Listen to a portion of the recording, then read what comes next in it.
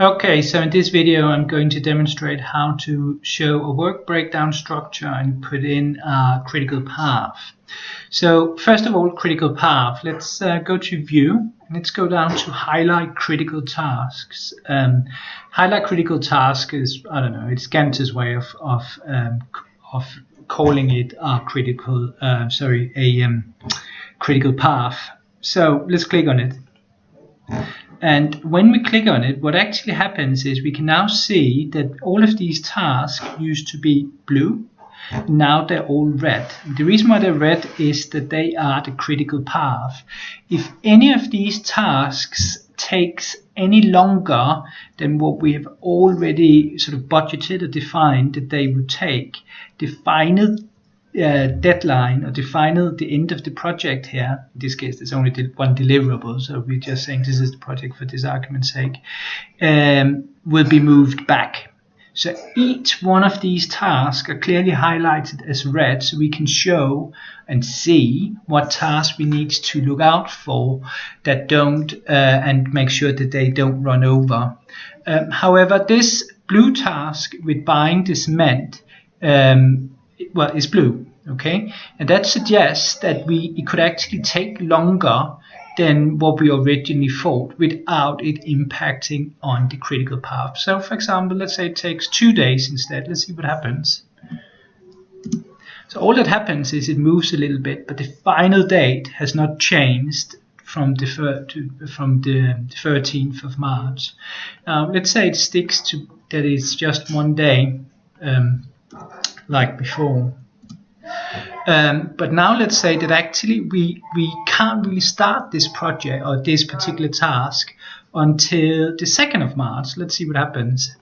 So now it's going to start the 2nd of March. Actually, that's not much of a problem. So the fact that we could start it a day later without it really interfering with the project, that's what we call slack, or project slack, or task slack. In other words, it can start at a later date and actually it doesn't really matter too much.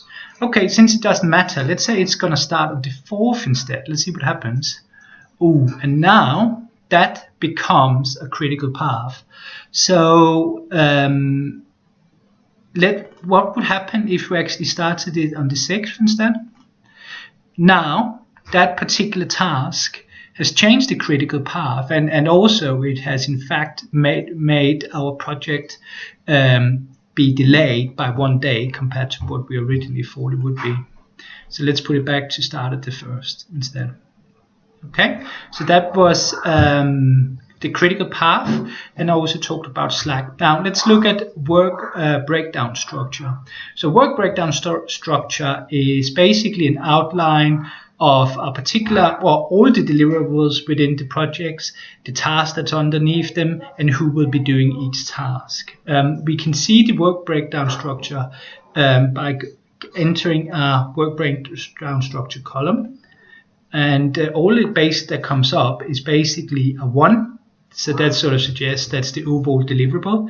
And then you got underneath that, we got task, so it's 1 dot, and then sort of say this task is part of lay foundation.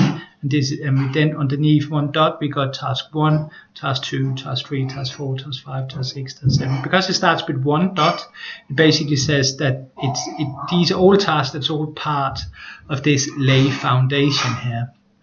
And if you had a bigger project where you're constructing a house, you might have like a breakdown over here of internal stuff that happens inside, and we would need to have electrical put in and plumbing. We can see there 1 is internal, and then you got 1.1 that's electrical, and you got 1.2 that's plumbing.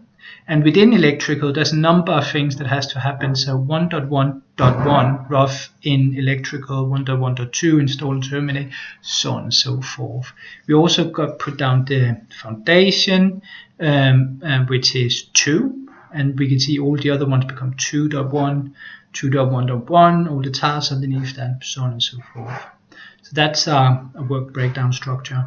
Now, work breakdown structure is basically there for people to very clearly outline exactly what needs to happen for each deliverable, and equally important, who has got the responsibility for each of those tasks being completed. And that's it.